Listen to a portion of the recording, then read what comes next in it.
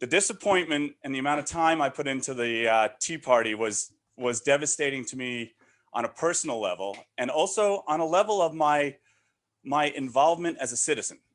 I thought I did everything I was supposed to do to change what I didn't like in DC, to have an effect. I love where I live.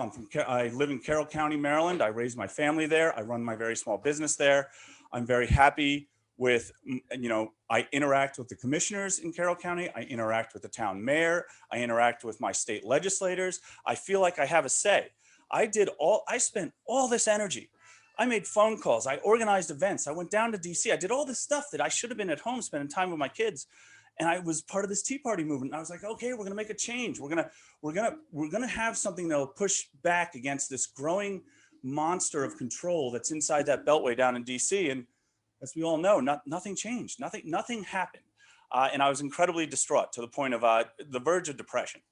And then I heard about this thing called Convention of States. And I won't bore you with the progression, because most of you who are either in this room or on this Zoom call have probably gone through the progression. Wow, that sounds like a sketchy idea. Well, maybe it's the last idea. Yeah, this is the only way we're going to have any pushback in DC.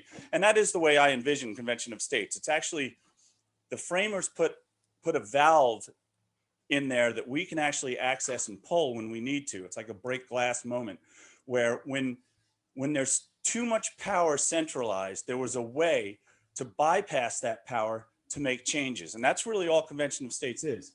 And I'm going to have a Marco Rubio moment and get my water. Sorry, thank you. I tend to be a dry person. Thank you, excuse me. So I saw COS as the way that we could actually create a point of leverage back against Washington, D.C., without having to deal with DC. And that's really what Article 5 is. And I think I would assume that everyone in this room is familiar with Article 5, but for anybody who's zooming in that you aren't, Article 5 is what the framers put in the Constitution so that we could change the Constitution. We have 27 amendments currently. All of them came via Article 5. That's the only way we can amend the Constitution. So we've got the way that we've used 27 times, which is quick lesson. Article 5 allows us to amend the Constitution. 2/3 of Congress, the federal Congress, the Senate and the House, propose an amendment. They propose it. They agree that 2/3 of the representatives of the states in the Congress, both sides, Senate, House of Representatives, propose an amendment. But 2/3 of them have to agree that yes, we want to amend the Constitution. It then gets thrown out of Congress and it goes back to the states. 3/4 of the states, which right now would be 38 at 50 states, 38 of the states through their general assemblies need to say, yeah, we're in favor of that. We like the idea of that amendment. We want to do that. That's how we've gotten the 27 amendments we currently have to our Constitution. There's a second way to do that. George Mason, 2 days before the end of the Continental Congress of the Constitutional Convention back in 1787, stood up and said, all right, so we've created this way that we're going to be able to amend the Constitution, but only the federal government gets to amend the Constitution. And he says something very, one would think, not very controversial at all. He says, well, wait a minute. What if the central government gets too powerful? They're never going to create an amendment to, put a restraint on their own power. That's just not going to happen. And everyone at the convention thought to themselves, that's absolutely right. There's only one topic at the Constitutional Convention that was not debated, that was unanimously agreed on at the point of being brought up. And it's the fact that Article 5 needed a second clause where someone, the state legislatures, needed a way to amend the Constitution without involving the federal government. So if the federal government gets too strong, there's a way to push back. The citizens can push back through their state legislatures. This amazed me because I thought myself a student of the Constitution. I'd read the Constitution many times. I think probably most of us have. It's a tiny little document. It's really quick. It's a little handbook. It's easy to read. I'd read it many times, and I never quite picked up that Article 5, there's a second part of a way we can actually amend the Constitution. It's never been used. It's very hard to do. The framers intended it should be very hard to amend our Constitution. It's the law of the land. This has always Part of what has amazed me in my involvement in 3 years with the organization is the fact that whenever you say, well, it's never been done, so there's got to be a reason it's never been done. It's got to be dangerous, this, that, and the other thing. There's all kinds of objections we run into when we're promoting Convention of States. I'm not going to go into them all. My time is limited, but I wanted to bring up the fact that one of the main ones I run into that I always find entertaining is, well, they're not following the Constitution now. Well, actually they are. The problem is, this is the Constitution that the framers gave us, and it has 27 amendments, and they all fit in this little book. And as a matter of fact, the Declaration of Independence is also in this tiny little book. The problem is,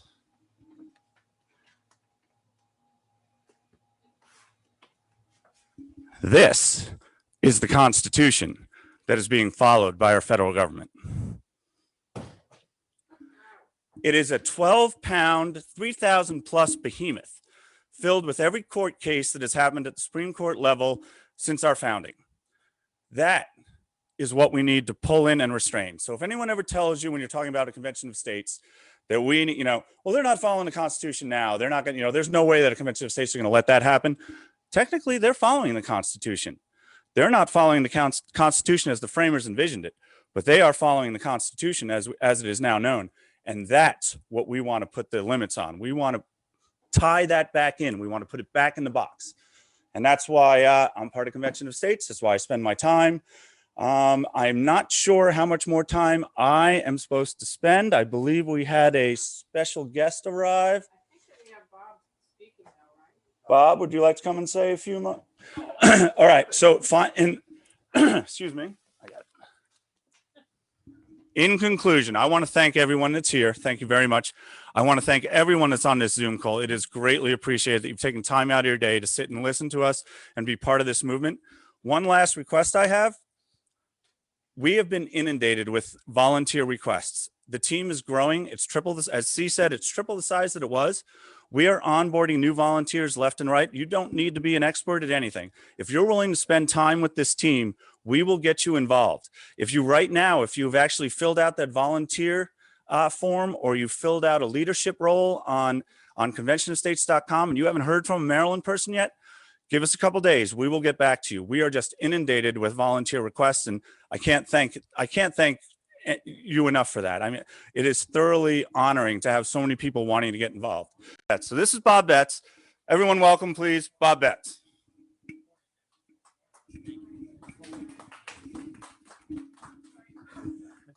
Good morning, everyone, and thanks for being here with us. As Steve has said, I'm Bob Betts. My current role is the State Information Analyst for Maryland. Now, that's a fancy title. It makes you think that I'm looking at data and stuff, but really, I'm the tech support guy. So all the people you see today, the people behind the scenes on Zoom, the people here, the tablets we'll be using, I didn't do that, but I helped with it. Steve is right that I'm probably the longest term member of the team. We've had Convention of States here in Maryland at least as far back as 2016. Either louder or closer. Louder or closer. There we go. As far back as at least 2016. But unfortunately, Maryland leadership for the first couple of years suffered a lot of changes. We had some state directors get reassigned for work, moved to different states on their own, sometimes got sick and had to drop off. So when I joined in 2016, there wasn't that much going on. Then one day, I got a call one night driving home, and I thought it was a telemarketer. And it turns out it was a guy out in California, one of our volunteers. And he said, "Hey, I want to talk to you about Convention of States." I said, "Great. I'm in that and have no clue what to do." And he said, "Well, I'll help with that." And then I started asking questions. He said, "Oh, man," he says, "you got to talk to Monica. You got too many questions." So I talked to Monica, and the next thing you know, I'm the grassroots coordinator for the whole state. Wasn't too bad. We only had like 2 volunteers. Like Steve says, he came on, and we needed some leadership more than I had. I said, "I know a guy," and it's Steve. Pardon? Oh, so anyway, my background, as I said, I'm Bob Betts, and I moved to Maryland in 1984 after college. I went to Lehigh University up in Pennsylvania and got myself a degree in computer engineering. Moved down here that summer, actually, it was July of 1984, and I took a job with the federal government. A year or 2 later, I got a master's degree in electrical engineering through Johns Hopkins, still working for the federal government. and did what everybody does. I do engineering stuff for a couple of years, build computers and all that. And back in that day, the computer industry was very early. I think I worked for the government for about 3 years before I had a computer on my desk. Time goes on, move around, change jobs and stuff. And today, it's been 37 years later, I'm still working for the federal government. A couple of years from retirement, and now I work on policy for the government. I want to make it very clear. I'm proud of the work I do. I'm proud of the people I work with, and I'm proud of the organization I work for. Lots of people have complaints about the federal government, quite rightly so. But the people I'm with, the organization we work for, we do good work every day, and it's important work. So what I'm not proud of, though, is what the overall government has become. Our federal government's a behemoth. You guys know that. That's why you're here. That's why you're listening. It's way out of line for what it's supposed to be doing. Originally, there were two main things, macro level. National defense. That's what the government was to be for. We just fought a war with England, the greatest power on earth militarily. Wasn't easy. We won. So national defense was a big thing for the first government. The second thing, in gross high-level terms, was freedom. Government's job is to keep the country free so that all of us can do whatever we think is best. I can take the job I want that I think is best for me. I can live with my neighbors peacefully. I can disagree on any topic I want, and then we'll go have milk and cookies later. That's the second job of the federal government. Professionally, I help with the first. I help with the the security. As a volunteer, I work on the freedom part. Now, we all know the Constitution wasn't perfect when it started. Some of the states didn't sign initially because there were problems. Wait a minute, we'll sign, but you got to fix this. That's where we got the first 10 amendments, what we call the Bill of Rights. They were fixes that just hadn't been decided on early. Later on, we had a couple more. We had amendments that confirmed women's rights to vote. We had amendments that confirmed after slavery, the former slaves were actually citizens of the United States. That was argued. Then we also had amendments that guaranteed that those former slaves could vote. Little things that we just didn't see early on. Later on, we got some more amendments that said, senators, we're going to elect you guys differently. We used to be appointed by the states. Now we're going to do direct election. Then we had other amendments that said, federal government, you can tax citizens directly. Originally, the states were told, give us some taxes, and the states taxed us and passed the money on. We also had another one we all know about, limited the president to 2 terms in office, and then there was that whole prohibition thing. We'll just leave that one alone. So what we find today is we're in a similar situation. We've got a lot of things going on, and we're just not really sure, is the federal government able to do them? Think of COVID. We never had that before. There was no way the founders could have thought about COVID, and we just spent a couple $1 trillion. So here's the question.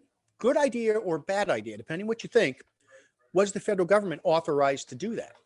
Now, your states are. If Maryland decided we're going to take these tax dollars that we have and give money to businesses, give money to individuals, that's fine. We're the state of Maryland. We can do that stuff. Federal government, not so clear. It's in the Constitution, or it's not in the Constitution, I mean. What's the limits? Another thing is we don't have a lot of guidance on immigration and its impact on national security or the economy. 2 big questions. Again, regardless of what you feel, pro either one, against either one, good for the economy, bad for the economy. We need to know what the Constitution says about that. Early on, 200 years, 240 years ago, there just weren't enough people here or enough people trying to get here to worry about it. We had a whole continent. So didn't worry about it. But it's an issue we need to care about today. So what am I here for today? I'm here to tell you that I strongly believe that we as Americans need to have a conversation about these kind of things and some other things. Those are just general examples. But we need to have a conversation. And early on, when the founders wrote the Constitution, that kind of thing was called a convention. So a convention of states was just a meeting. The states are going to talk together about something. They've had regional ones. Some of the Western states had a convention a couple of years back to do some discussions and to make some decisions about water rights. So we need to have that discussion. And then we need to have some outcomes of that, the recommendations. Something went blank. Okay. All right. I'm sorry, folks. I saw the screen go blank. I thought we had a tech failure. Not my fault. So the second thing is, after we have that conversation, what do? Well, we're going to make some recommendations. So a convention of states would get together and we'll talk about solutions. Doggone it, federal government doesn't have that authority to spend that trillions of dollars. Or, you know what? Yes, they do.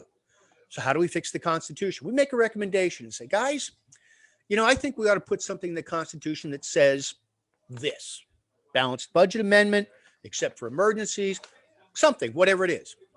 Those recommendations, if they get adopted, would be called amendments. So here's what happens. 34 states request a convention of states. All 50 come together and talk, and we say, here's 15 recommendations. Here's 20 recommendations, whatever we come up with. We present those, and the states go out and they talk about them. And they decide amongst themselves, as 50 states, one vote per state, what are we going to do? We'll adopt those 8, and we don't like the other ones. Great. They get added to the Constitution, and now we've solved problems. So what I'm trying to do here today, what the Convention of States team is trying to do, is to have our legislators in Maryland come to understand that, recognize that it's not a bad thing. We're nonpartisan. We're not Republican. We're not Democrat. I don't want everybody to go back to wearing 3-corner hats and walking around with muskets and frilly shirts. It looks kind of funny. But I want people to understand that and to push for it. And I want our legislators to say to the federal government, we think this is an important idea, and we want you to call a convention of states. So I know all of you are here to support that. I thank you for that. And as Steve said, we're growing. We've got a lot of people coming in. We would love to have you volunteer with us. But more than that, if you've got any kind of questions, please reach out to us.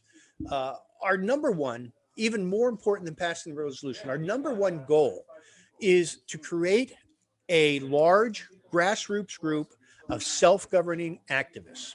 This is about us. No matter what's wrong with the federal government, what you like, what you don't, it's us at the grassroots level influencing the states to make the change. If Maryland stands up and says, you know what? No, we're not doing this. You're seeing Texas do that right now. I just saw about Second Amendment issues. Texas has said, we don't care what you do, federal government. We're not doing that. Again, regardless of your position on any topic, that's a state right. Like the Second Amendment, you don't like the Second Amendment, that's fine. We'll talk about it. So that's our goal, a large, self-activating group of citizen activists. Thank you, C. My name is Mike Riley, and I'm with the Maryland Convention of States. I'm the State Communications Coordinator. I'd like to thank you all for showing up today. It's great to see everybody here, taking your time out of your day to come and watch us and share in the Citizens Action Day. I came to Maryland about 25 years ago, and I came here to do some contract work for NASA, and I've been doing that ever since, writing software and trying to do a little bit of science as well. And I heard about Convention of States because, well, things seem to be out of balance. When I was a kid, we had this saying that you don't need to make a federal case out of that, whatever that problem was. And it seems to me that DC has just loomed so large in our lives over the past few decades. And I think it's time for a rebalance. Our state director, Steve Patton, talked about the Tea Party movement. And I remember that when I was with a number of other scientists and engineers, we were on a congressional visit day down in Washington, D.C., going from office to office, talking about things that we should be looking at in technology. And I remember back in those days, you had C-SPAN in the congressional offices over there. And when somebody came on from the Tea Party, people would stop and look. And I heard murmurs. People were wondering. The staffers, even the Congress people, were looking at the television back then. This is about 20 years ago, or not 20 years ago, but during the Tea Party movement. And they're saying they were listening. They were listening to what the Tea Party people were saying. They didn't agree with it. It sort of rubbed them the wrong way in DC, but they were listening, and it made a difference. So what you're doing now, by participating, by learning, by reaching out, that is going to make a difference. So as you've heard many times before, from previous people up here talking is that we've had a lot of growth over the past year. The news has been atrocious over the past year. People are having a hard time, and that has just sparked us. It sparked us to get back in touch with our neighbors, because I feel that America was started out to be a self-governing country. We had a wonderful opportunity back at the founding, back in the late 1780s, when we were putting together, when people were arguing and figuring out what they were going to do with their newfound independence. Well, as Steve said, with that giant tome of a constitution we have now, we've drifted some. And now it's time for you and me, ordinary people who are just trying to help our families, trying to help the next generation. It's time for us to rebalance things, to get in touch with our neighbors again. I feel that it's best for us to get in touch with our neighbors, to get in touch in Maryland, Annapolis, our state representatives, and let us know. Start the discussion, start to talk over the problems, because I think that the solutions that we have, they're going to have to be local. And we can't be sending everything through DC and expecting it to come back to us and have it actually fit our needs here in Maryland. So that's really my message of where I'm coming from. I've been a Maryland neighbor for about 25 years, and I really think that we need to get together, figure out what we're going to do, start the discussion, because this isn't something that's conservative or liberal. It's really about what we're going to do with the problems that are facing us, both at the national level and here at the state. It's so easy in this country, or at least it has been, to get in touch with your representatives, either in DC or in Annapolis. It's so easy to come down here and talk to people, to talk to staffers, and actually to get to know the people who are doing your business in the state capitol.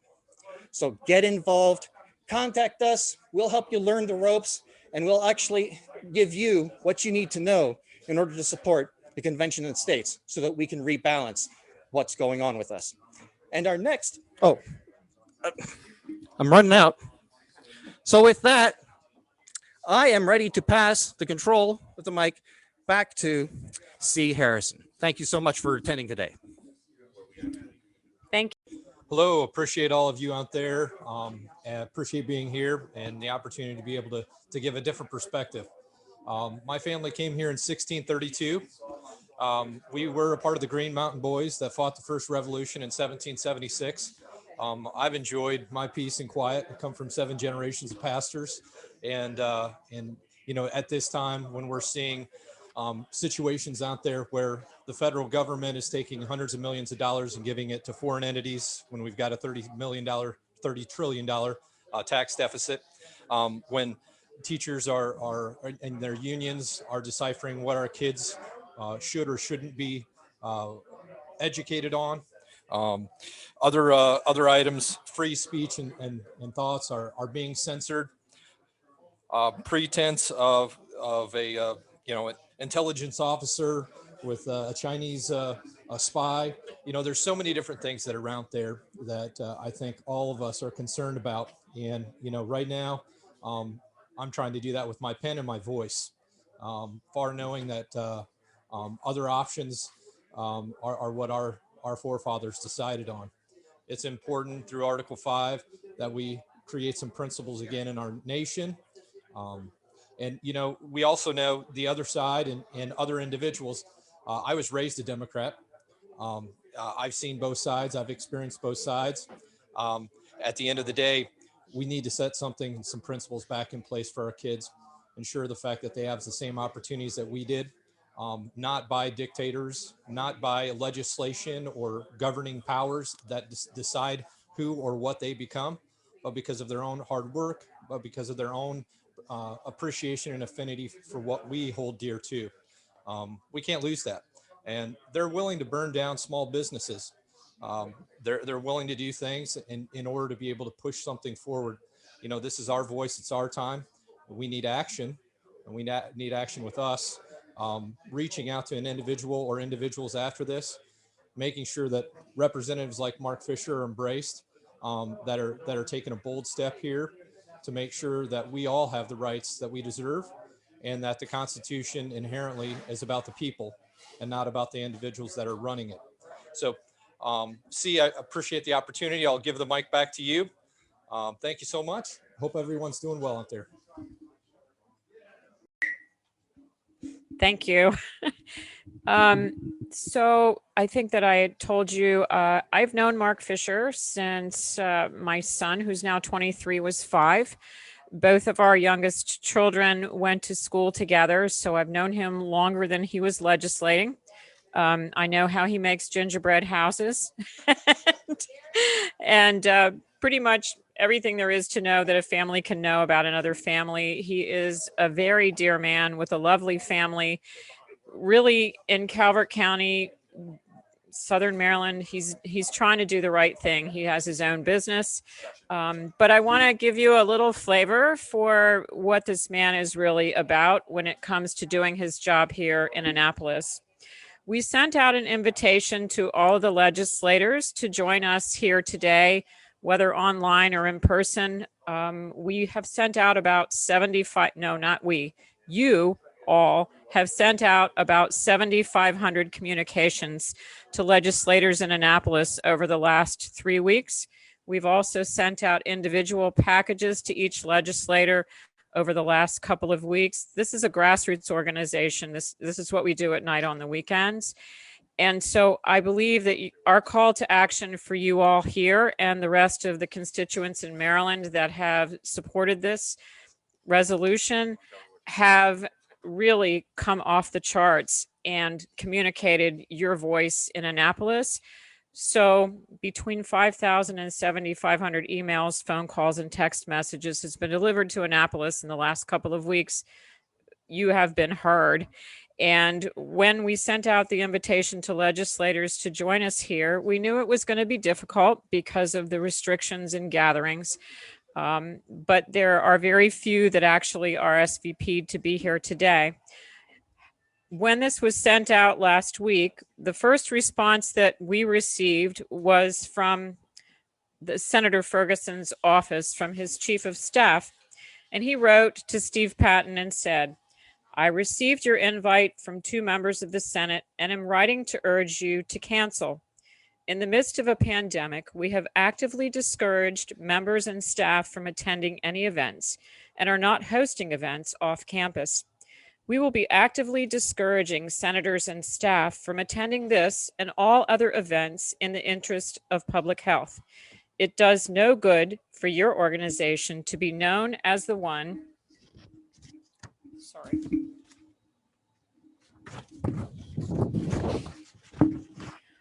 organization that is ignoring public health and hosting a dangerous event in the middle of COVID-19. Please note that while this is the only event I have seen in Annapolis to date, this has been a consistent message throughout session in our efforts to keep members and staff safe. I look forward to your reply. Jake." And Mark wrote back, "Dear Yakov, thank you for your email concerning the Convention of States Action Day in Annapolis. Your comments below remind me of the infamous Committee on Public Safety, run by Maximilien Robespierre during the French Revolution. The Committee on Public Safety, as it's euphemistically known, purged anyone who posed a, quote, safety threat to the new order in France. Robespierre simply used the guillotine to silence all violators of public safety. Your email reminds me of this hysteria, albeit without the guillotine. Quote, obey or you will be canceled. The Convention of States Action Day participants are smart enough to follow common sense guidance from the Health Department and from the CDC. They don't require virtue signaling and silly fear-mongering from a wannabe Robespierre. To that end, the event will continue as scheduled. I look forward to your reply. Sincerely, Delegate Mark N. Fisher." So we are the only event that's been here in Annapolis in about a year. And I think it's just a grace thing. So Like I said, Mark is member of the Tri-County Southern Maryland region. His real job is communications towers. He's the managing member of Telecom Capital Group. He does have a real job. Economic Matters Committee, PNC, which is insurance speak. That's kind of what I know. Committees, utilities, business regulation, and the House chair of the Calvert County delegation. Mark is a Baltimore native and a graduate of George Washington University. He does lots of volunteer work in his spare time. Between his wife and his children, who's very involved in Southern Maryland political party issues. I met Mark again from the Calverton School. He was on the board of directors in 2003. He is really highly involved in mentoring youth to adults in business matters, coaching sports, renovating this wonderful sports field down in Southern Maryland where we live, working with people that are below the poverty line, that are having difficulty in their lives. You know, you may not know this, but when you're an elected official in Maryland, you get calls from everybody wanting to get your trash collected quicker, to helping you figure out how to bury a loved one, to writing letters to anybody, to utilities issues, to I hate my grocer. I mean, every possible thing that you can think of, these people have to deal with on a daily basis. It used to be 3 months in session, and then they could go about their lives and be a delegate, but it wasn't a full-time job. I think since the pandemic, it's become more than a full-time job, and many of these legislators have had to double or triple their volunteer staff just to keep communicating and do these things virtually. I think on average, they might have 6 to 7 Zoom calls a day from legislators and their fellow elected officials. To me, that's just astonishing. We all have Zoom fatigue, and I just can't say enough about the work that these people do. And I don't think we give them enough credit, regardless of which side of the aisle they're on. This is a tough job, trying to make everybody happy. And it's kind of a thankless job, because when things are going well, they don't hear from you at all, but things are going well because they're doing their job.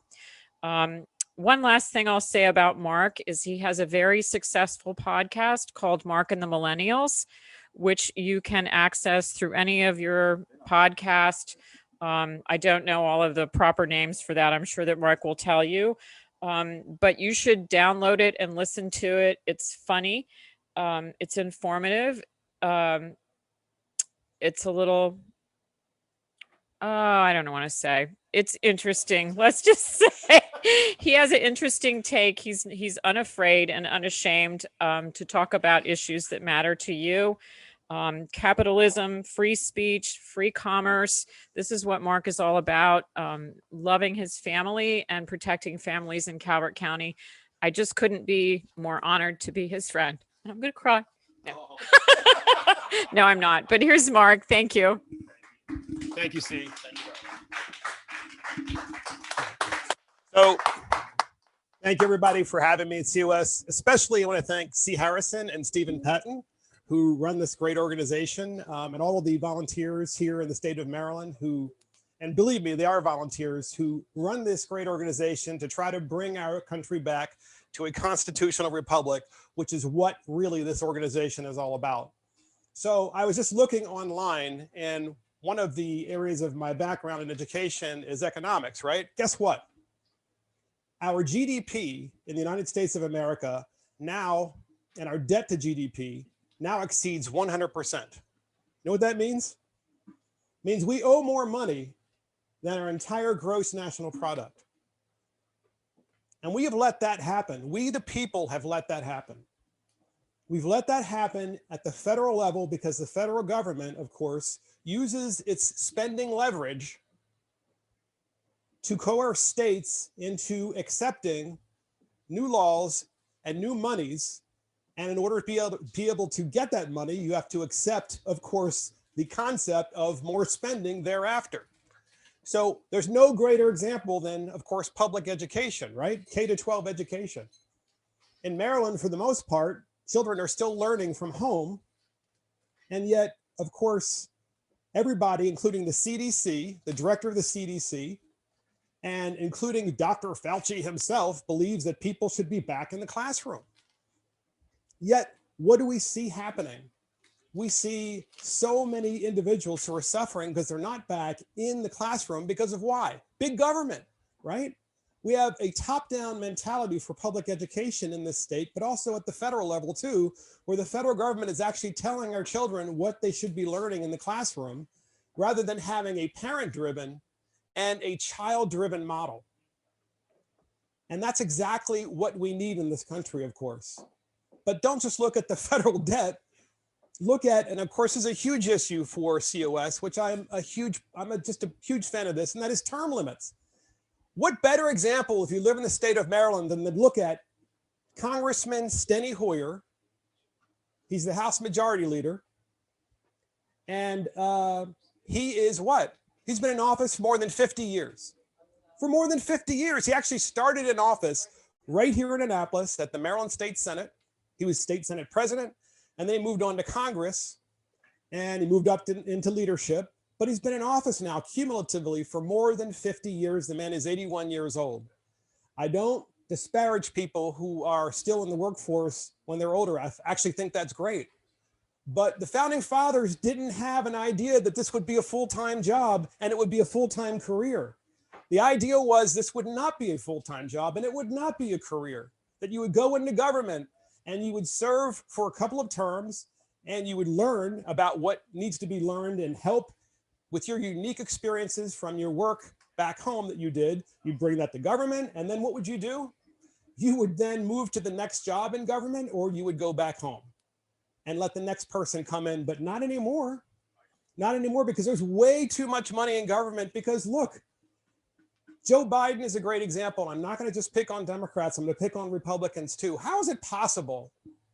How is it possible that an elected official goes into Congress as a middle-class person, and then 25, 30 years later, they're millionaires?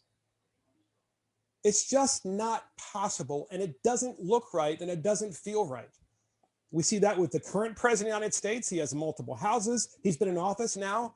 My understanding is, I think it's close to 50 years, thereabouts. I mean, you can look it up, including his time in the Senate, and is also his 8 years as vice president of the United States and now president of the United States. But you can also see the same thing on the Republican side. You can see, you know, there were a couple of senators in Georgia and they lost their races. And quite frankly, when I looked at them, months ago, I knew they were going to lose their races, the two Republicans, because they were trading on inside information.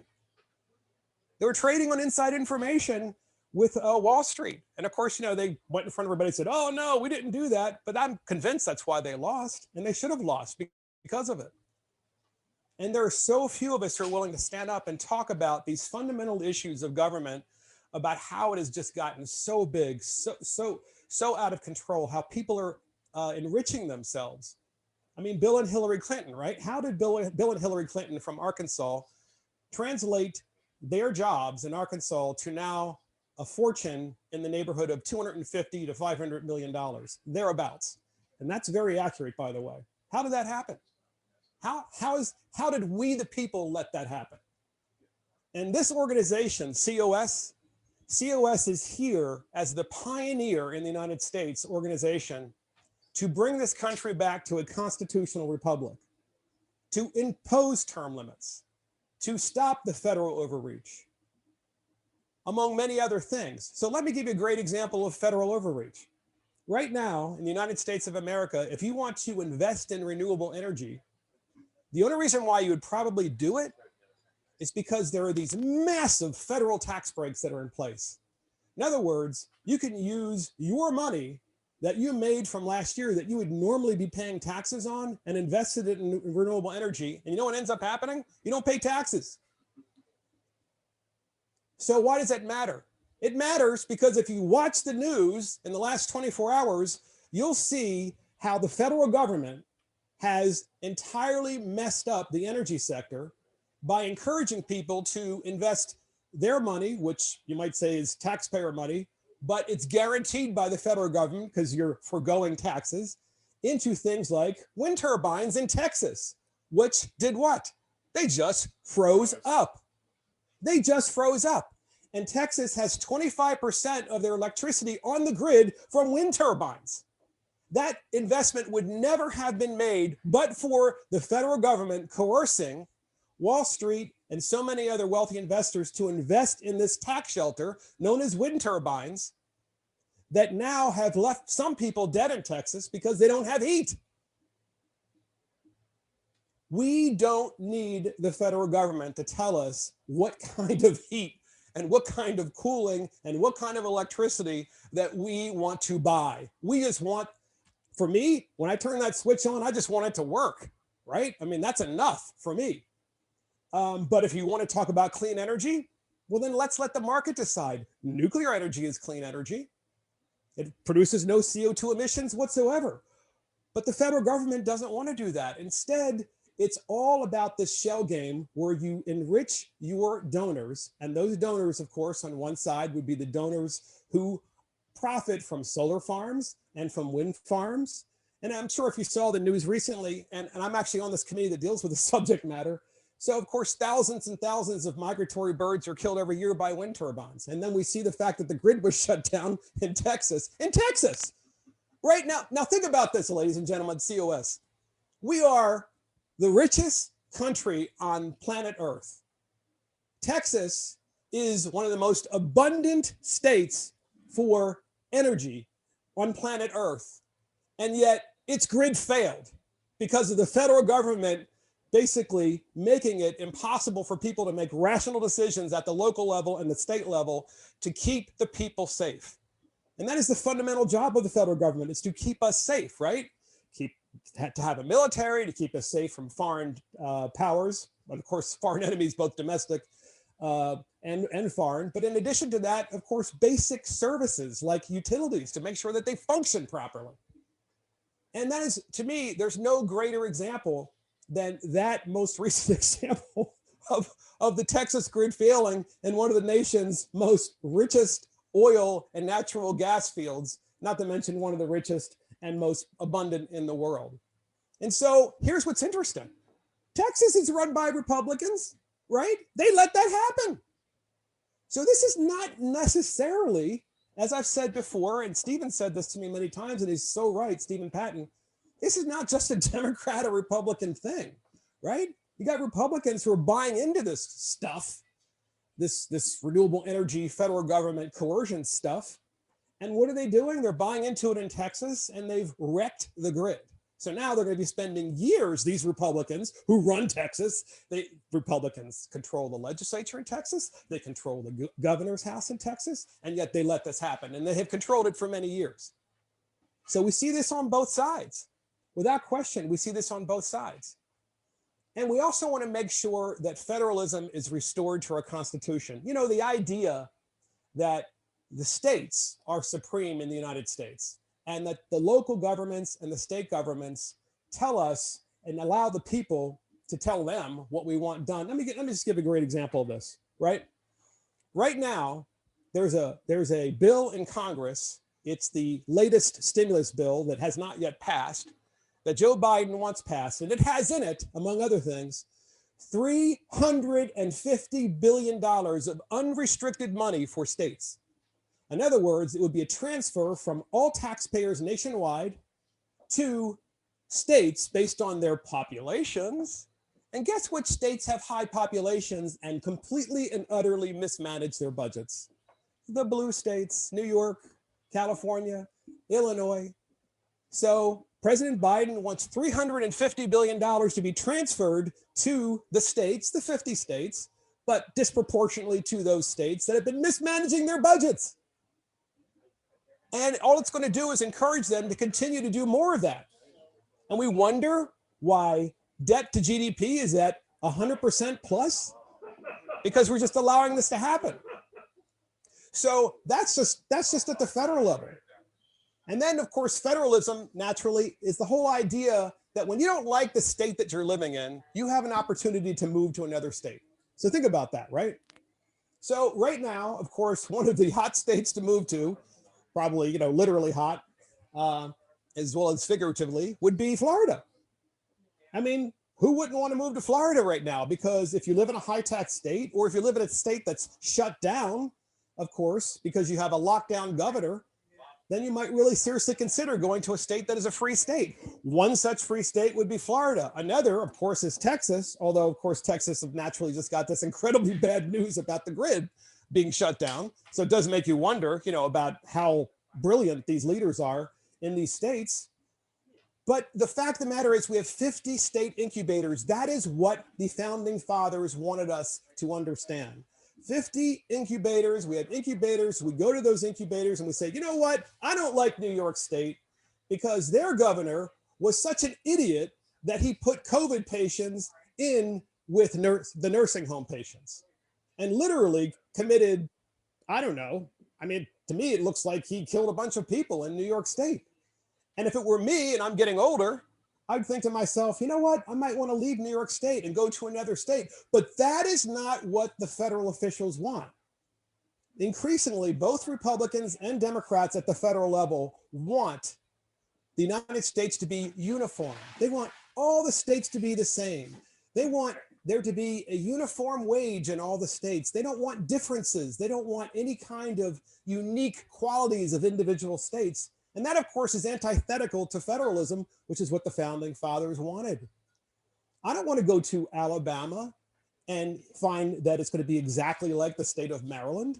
And I don't want to go to Florida and find out that it's exactly like the state of New York. I want this richness and diversity of the unique states and the way they are run by their local governments. But increasingly, of course, the federal government is using money as leverage, of course, to get people to adopt all this bad stuff. And I just want to cover this now too, and that is, if you want any better example, then look at what governments have done in overstepping with COVID. There's no better example, right? So we, the people, have given power to governments at state levels and at the federal level to rule us about, including lockdowns, and telling us we can't go to work. And, I was thinking about this the other day with my good friend Dan Cox, who is a Maryland state delegate from Western Maryland. And I was talking to him the other day and I said, you know what our big mistake is? And I'll speak for myself as someone who's a conservative. Our big mistake is that we have allowed government to tell us who is essential. How dare us allow government to tell us who is essential and who isn't? Because everybody is essential. And during a pandemic, everybody is essential in government. The second government convinces you that you're not essential is the second government rules you and you fear government. And that is exactly what has happened. And we, the people, have let that happen. We have. And so here we are a year into the pandemic and we still have lockdowns, including in Maryland. I mean, you can't even go to some restaurants. And here's my thing, right? In a free society, where information truly is shared freely, you can make up your own mind as to whether or not you want to go into a restaurant during a pandemic based on your own unique health circumstances. And you make up your mind yourself, right? You decide. And if you're someone who is ill and you are very elderly or you have comorbidities, then you probably want to stay home. In a free society, you get to decide. Government doesn't get to decide for you, but we've allowed that to happen. And in this state, we have lockdown Larry Hogan, who of course just thinks it's okay. And by the way, guys, I'm a Republican, right? And I think he's lockdown Larry. I mean, it's locking down schools. I mean, the only reason why Governor Hogan came forward and said schools should be open recently is because of the simple fact that he's reading the polls, right? He's reading the polls. But look how Florida did it with the schools. So listen, you know how Florida has, since September of last year, Florida has said to parents, if you want to send your children to school full time, 5 days a week, and you want them to participate in sports, you can. If you want your child to stay home and learn via Zoom, you can. It's up to you, mom and dad. But if your child is learning at home from Zoom, just remember that that is an inferior way to learn, and you, the parents, are going to take responsibility for that, not the public school system. So it gives people educational freedom to decide for themselves versus what Maryland has done, which is to listen to, of course, certain groups and to lock down. And now people are even saying, well, you know, the Biden administration recently said through Jen Psaki, they said, well, when are schools going to open? And Jen Psaki said, well, President Biden said the schools will open, you know, like over the next 100 days. Well, in 100 days, we're going to be in summer break. And we're going to have people who are juniors and seniors who like literally lost the last 2 years of high school. And I'm sure that by midsummer, we're going to find more people who are going to find reasons not to send people back to school. But we have allowed this to happen. That's why COS is so important. COS is so important because we realize that we are living in post-constitutional times.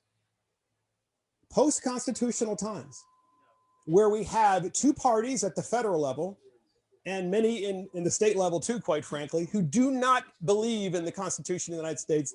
They do not want to follow it. They want to eliminate the Second Amendment. And of course, they also don't really necessarily believe in the First Amendment, because has anyone stood up really, except for a few people, about big tech and the First Amendment and what big tech is doing to us, we the people, and we've allowed that to happen? So there are so many areas that COS is attacking, and it's a growing organization. And I'm so proud that it's a growing organization, especially in this state. So let's hear it. You should all clap for yourselves out there. I'm just saying.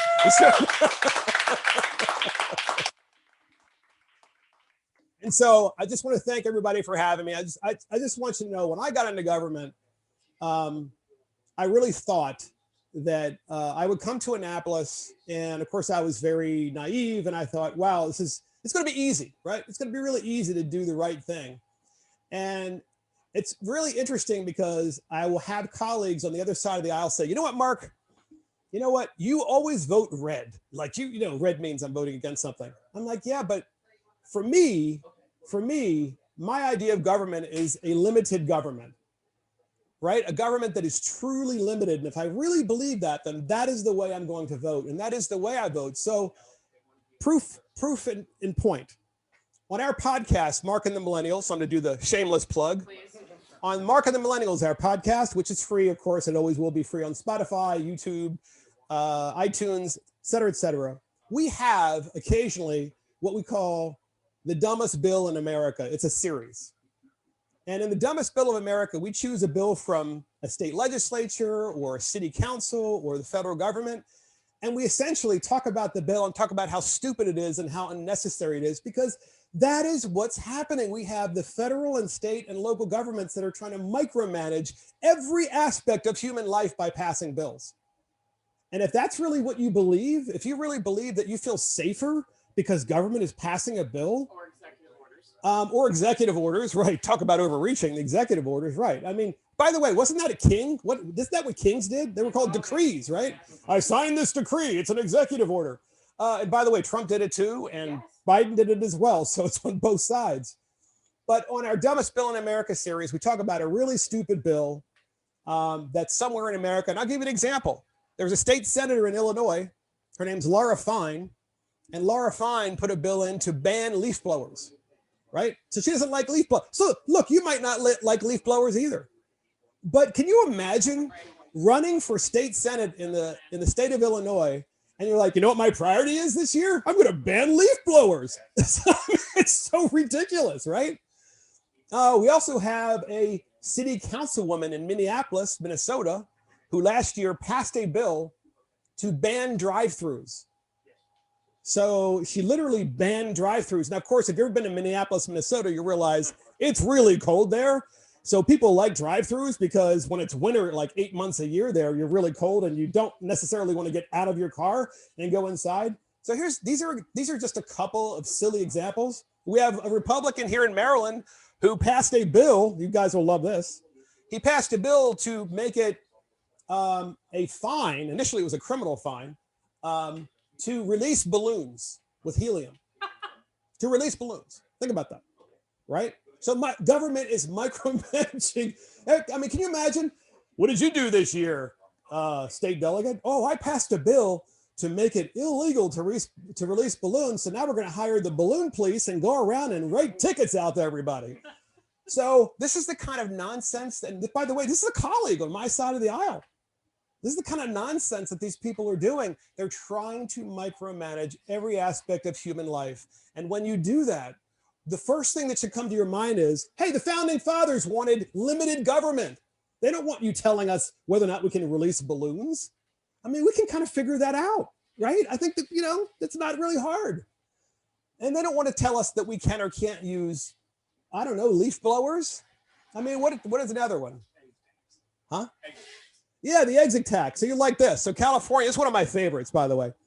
So the state of California, of course, which is a dystopian nightmare in every way imaginable, is in such a money-grabbing mood that they have a bill that was introduced by this guy who's an assemblyman, I think is Assemblyman Bonta.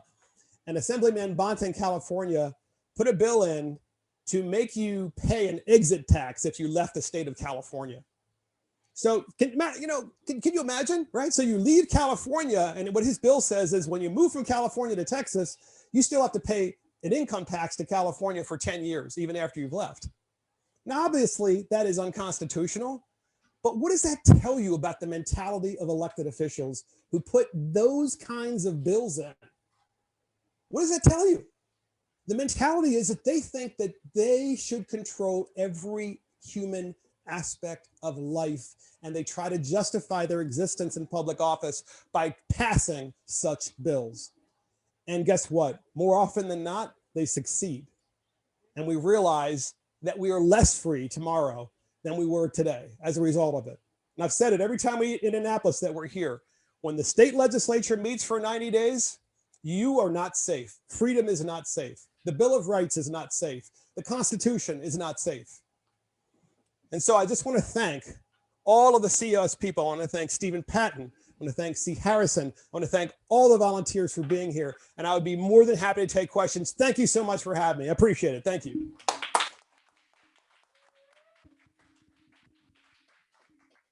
Thank you, Delegate Fisher. Thank you very much.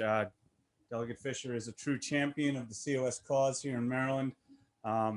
Thank you very much, Mark. Absolutely. Thank you for everything you do for us. Thank you for everything you do to us. I'd like to. Cox here to speak with you. Another brave soul in Annapolis. We do have lots of them, so I hope that you enjoy that. Here you go. Thank you. Thank you so much. It is an honor to speak with you today. And I tell you what, I am truly privileged to see what you all do as a team. I can tell you when I was elected 3 years ago and came down here to work with my good friend, Delegate Mark Fisher, there's one group that stood out in the first session with thousands of contacts, and that was the Convention of the States. So I knew right away that these were my people, that you guys were doing the good work and we're getting the message out to the delegates about the importance of our Constitution and to, provide a vehicle and a means to create options and a future, really a path forward to limit the power and control of the federal government. And, I've been proud to be a co-sponsor with my good friend, Delegate Fisher. And I tell you, the opportunity in Maryland is there, even though we're a deep blue state, as everyone knows. We do have quite a number of friends across the aisle that do believe in libertarian and individual freedoms. They're concerned about overreaching of government in many areas.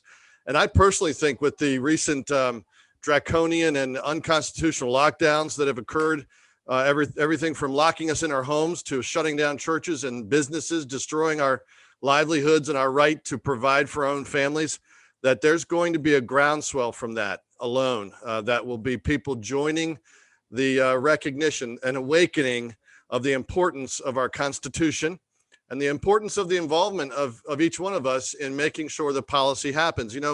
Down in a place like what we call the mini swamp sometimes here in Annapolis, there is a lot of great people, but unless they hear from you, they think that certain issues may not matter as much.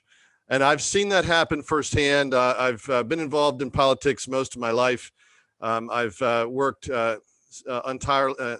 tirelessly, I would hope, for our causes, both in private, in the private constitutional litigation world, as well as in private education. And then I've also done the public service and worked with my congressman prior to becoming a delegate. And I can tell you at every stage, there's one thing that makes the difference to kill bills that are bad, which is obviously one of the big things we do down here. And that is your voices.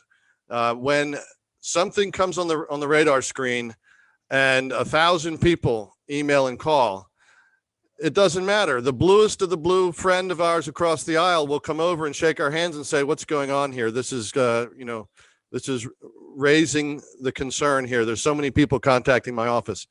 And I think that's the basic strategy. I'm proud to follow with the state director, my good friend, Stephen Patton, and just to do whatever I can here. But I think that ultimately that's how we proceed. And that is to make your voices respectfully and powerfully known down here to all those that are elected, and let them know that this is not only absolutely essential for our freedoms, but it's a doable thing. It's something that we can build bridges for. So thanks so much. It's an honor to be part of the team. God bless.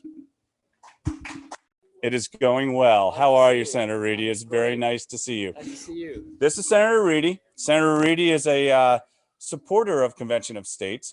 We're talking to, we have as many as 90 Zoom people on this call that are supporters, and you're familiar. I had to take my glasses off because they fogged up with the mask. Yeah, and that is what we run into. So I was just telling them how Citizen Action Day used to work, and I know you were familiar with that because you've been a supporter since I've been active. Yeah. And thank you for that, by the way. Thank you very much. Yeah. So we're just we're kind of at this point. What I was telling them was what we used to do, where we would take the packet and we would actually go to your office and we'd bring the constituents that were participating, and then we would say, "This is your constituent, and they are supportive. Would you please support our legislation?"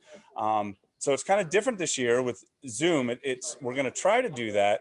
I'm not sure exactly how it'll work. So again, we're asking for your grace to bear with us because this is an interesting new opportunity for us, and we really appreciate you all sticking with us. Would you, Senator Reedy, like to address the group? Sure, I'd be glad to. I would really appreciate that. The golden microphone. EIB, baby. Very nice. The old EIB microphone. That's great. Thank you, Justin. I was raised on the golden EIB microphone. Thank you all for being a part of this today. I'm Senator Justin Reedy, and I do represent Carroll County, where Steve Patton lives. We just got off of the Senate floor, and I think the House, I'm not sure what their schedule is, but the schedule's a lot different than it is in normal sessions. And I know Steve was talking to you about that. Listen, one of the things I think is really important, a lot of people like me were somewhat skeptical about the idea of Convention of the States to start, because there's concern about if you get into a convention, anything can happen, right? That was always one of the things that I was concerned about. But one of the things I've really come to see, and actually all the strife and conflict we've seen in our country in the last few months, Steve actually said it perfectly on a social media post I saw. This is why you need a Convention of the States. This is why something that a Convention of the States could be exactly what the doctor ordered, so that we can come back together and build more of a national and state-by-state consensus about things. So I really appreciate your organization being so engaged and involved. Hopefully next year you all can be here in person with all of us. You'll find that in Maryland it can be a steep, talking about self-determination and general ideas of freedom, individual freedom and conservative principles can be a bit of a steep climb. I'm a Republican member of the state Senate. There's 15 of us out of 47. So there's 32 on the other party. But having those one-on-one and multiple conversations is really what it's going to take to turn things around in our country. One of the congressmen, I like the congressman from Texas, Crenshaw, who talks a lot about persuasion, fighting. We talk about fighting and fighting for our values, and that's really important to fight for our values. But one of the most important things when you fight is you should be fighting to persuade others, not just standing in a circle, talking to each other. It's important to do that too, of course, but to really fight to persuade others. So that's one of the great things that having a legislative day like this can bring about. So I really appreciate you all being engaged and involved, like I said, and a chance to address you. And, we're going to continue to try to push to make more inroads on this entire idea of Convention of the States, and the idea, again, of really restoring a knowledge to everybody in America about the importance of self-determination, individual freedom, and, again, that we're a nation of states. That's an important principle, and it does get lost quite often. So thanks again. Let me turn it back over to Steve. Hey, there you go. Yep. Thank you very much, Senator Reedy. I really appreciate you saying hello to the group. Really. So first of all, I just want to thank you guys for getting together, whether you're in the room or on Zoom. I just appreciate that you're in the game. You know, the country is at risk right now. I'm finding that Convention of States is an easier pitch than ever before, because if you're anything like us and you don't look at Washington, D.C. and think now is the time, I'm just not sure what would motivate you. You know, I do. We've got obviously out there occasionally get folks on the right that are opposed to us. And right now, I just feel like they're standing in league with the folks that are destroying our country, the folks in Washington, D.C. who don't care anything about the Constitution, the folks that believe they can do impeachment whenever they want to do impeachment, the folks that don't follow the rules as they exist, the folks that aren't interested in the Constitution, the folks that don't believe fundamentally in the United States of America. I mean, I think this is the core issue right now in our country. There are those of us, like those on this call and those in the room, that are what I call unionists. I mean, we're people who believe that the country is great as founded, that it has the best ideals of any country ever founded in human history, that those principles are eternal, and that they stand as long as we will fight for them. And there are a lot of us out there in this country. I think, in fact, in my opinion, it's the majority of us. But there are those now in this country, and they've become a stronger and stronger faction, that believe that America was somehow founded in 1619, that it's founded on evil principles, that it's fundamentally racist and irredeemable. And their intent, quite frankly, and openly, they're willing to say it now, is to tear the country down. It's to destroy the very foundations upon which the country was built. And one of those foundations is the Constitution of the United States of America. And it has been under assault in America for a very long time. This is nothing new. This direct assault on the Constitution has been going on for about 115 years. It's primarily been conducted through the auspices of the Supreme Court. And the Supreme Court has taken something that was a beautiful, elegant, well-balanced document, and they have largely undermined it. They've expanded the powers of the federal government from limited and enumerated to unlimited and unenumerated. They've gutted the state's power to act as they believe they should in the interest of their people. And they've done this mostly not under the watchful eyes of the American public. We had over the century grown what I would describe as just generally fat and happy. The economy generally, though there have been some bumps and bruises along the way, generally good. And we've been a thriving nation, generally secure in the world. Of course, we've had our bumps and bruises in that regard. But we come to today where the greatest enemy we face is from within, from people who would undermine the very fabric of our republic. And the founders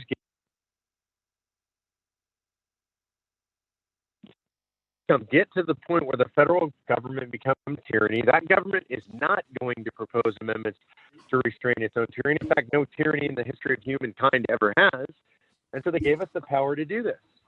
And the real question for us, for our generation, is do we have the fortitude to do what it takes? Will we stand when the light of liberty faces extinction, when the torch is flickering? Will we stand and defend that torch of liberty? You know, Reagan said that every generation has its own fight, has to defend that torch. He said that liberty is never more than one generation away from extinction. And to quote Reagan, I would say, are we going to stand and fight, or are we going to threaten? Are we going to push our children to the first step towards 1,000 years of darkness? That may sound really dramatic. It's not overly dramatic. I couldn't possibly overly dramatize this moment in history. You know, history's pendulum swings in an arc from tyranny to really bad tyranny. Most people think I'm going to say tyranny to liberty, but if you look at human history, there's not a lot of liberty. And so we're looking at the arc from tyranny to really bad tyranny, and you look at the United States, and we are an exception. We're an outlier in history. And the question is, will we do what it takes to preserve that outlier? Will we cheat history? Will we cheat the history that has befallen all other republics, or will we follow along the same path? Will we fall to the same fate? I can tell you, for me, I have no intention of falling. I'll do whatever it takes to fight for a convention of states, because I believe only the people can save the United States of America. And by the people, by the way, I mean the legislators as well, because the legislators are our last line of defense. They were given this power by the federal government, by those who wrote the Constitution. They made them the most powerful people in our federal government, the power to call a convention, to propose amendments, and to ultimately ratify those amendments and change the form of our government. Only state legislators have that power. And so I think that this is the most incredible power in our Constitution. I think that the legislators can operate and can use that power on the people's behalf. And I think that's what we're doing. And I think it's important, very important in a state like Maryland, that lots of people will say it's a blue state, you got to write it off. I don't believe that for a second. The nation is in trouble. A lot of people in blue states and red understand that, and every state needs to be in play. And whether or not your state ultimately passes, I expect that every state can, but whether or not your state ultimately passes the resolution, they're going to be in play when we come to convention. And that means you need to be in the fight and you need to be organizing. You know, and I'm committed to this fight. This is my job. This is my life. I've done this for 7.5 years. Some of you might have heard that I was recently made the interim CEO of Parler. And I did that not because I'm leaving Convention of States, I want to be clear, but because I think free speech is so important. It's important for Convention of States, for all of you, and I'm going to help Parler get back on its feet. And then I'm going to just go back to my business of Convention of States. But I want you to know, I apologize for the difficulties getting on today. It was snowy here. The power's on and off. The Parler thing is going crazy. Nothing's more important to me than you guys right there in Maryland and what you're doing today. So I appreciate you guys. Thanks for your time. God bless you guys for letting me come on today and for your tolerance around all the difficulties getting here. Thank you very much, Mark. I really appreciate you joining the group. I hope you're Glad to do surviving it. the ice. We will survive for sure. Thank you, Mark. Right now, we have Mr. Sailing here, and I'd like to hand off the microphone to him, and he'd like to address the group. So thank you very much, Mr. Sailing. Thank you for joining us. Thank you. Thank you so much. It's an honor to be here. I look forward to these kind of forums, just getting the opportunity to talk and meet with the good people in Baltimore, where I'm from, and in Maryland. You know, I believe more than anything that when I ran for Congress and still state senator in term limits, I believe in that because I believe it works and it needs to be in place. I believe that we are not doing the service of the people, and we haven't done it for years. Why? Because of the status quo and what continues to what is going on in DC, what also happens here in Annapolis. We see the tax and spend people here. We see it in DC, and we see even more so what's happening and what's going to happen in Washington, DC. As a Republican, but as a conservative, as a Christian man, I think we can do better. And the only way we're going to be able to do better is, I think, get the right person to run against the person that has not been really fighting for the people of the state of Maryland and for this nation. I love my job.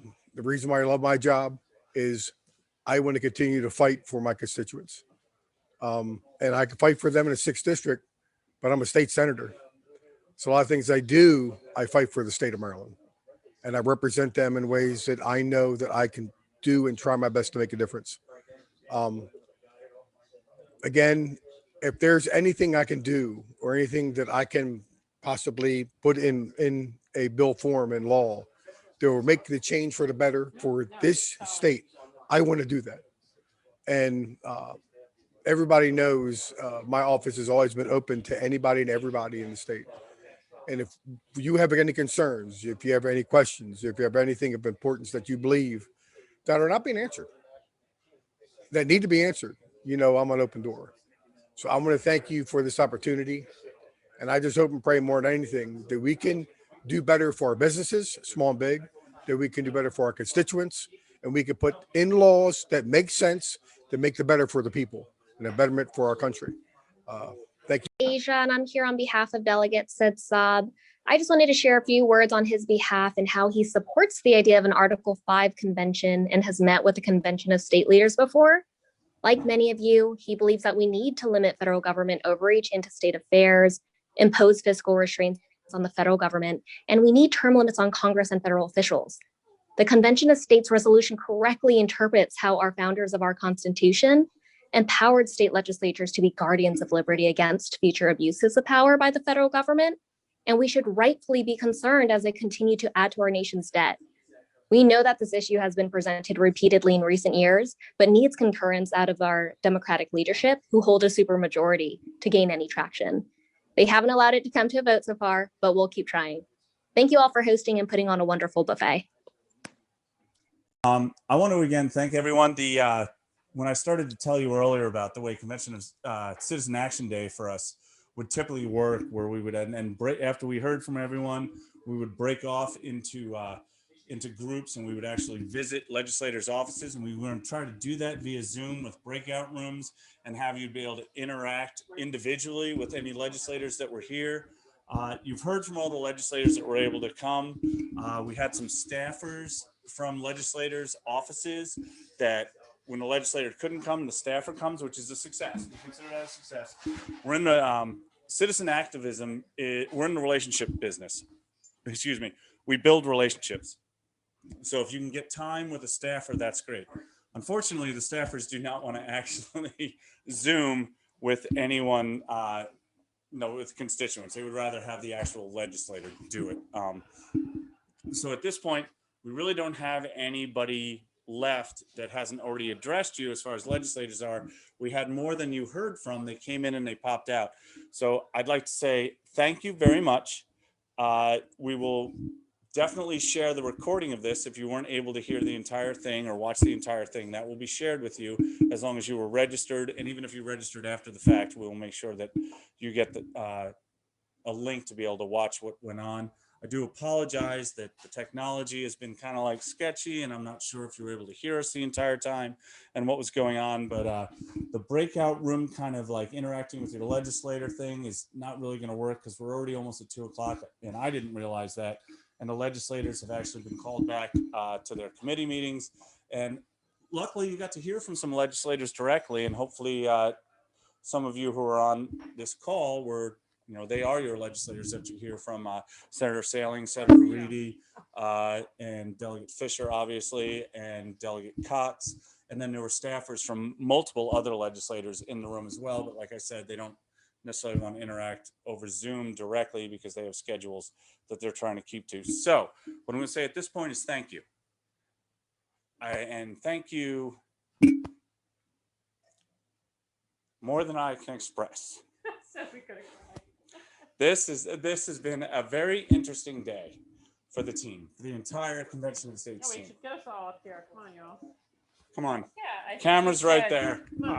Come on. There's been a lot of moving parts to this. Hey, I'd like to recognize. We've been doing this a long time, and they put a lot of blood, sweat, and tears into this. And although we got a small team and we're growing, and I'm happy to see all you guys. It's great. When COVID blows over, we're all going to get together and have a barbecue or something, and really get to know each other.